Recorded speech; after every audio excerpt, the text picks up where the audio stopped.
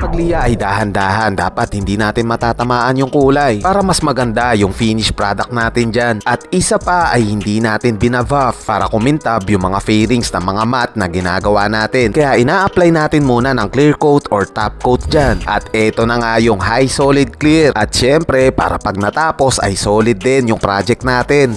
At in-apply na rin natin yung clear coat pero mist coat muna ang pagbuga natin dyan para hindi rin mabigla or kumulo yung stock paint neto. Sabay full coat pero nag-flash off tayo bago nga natin in-apply yung first full coat natin dyan. At balik tayo guys sa matte paint. Napakahirap i-maintenance ang matte paint. Minsan ay meron man siya yung mga kahanyo na ang hirap alisin lalo na kapag light color yung mga stock matte paint ninyo. At eto pa guys, sobrang nipis kaya minsan ay napupudpod yung mga stock matte paint ninyo. Kaya ganito ginagawa natin kapag gusto nyo maging glossy yung mga matte paint ng mga kahan ninyo. Tapos dahil bagong unit na rin, isi-ceramic coating na rin para may paint protection itong project natin.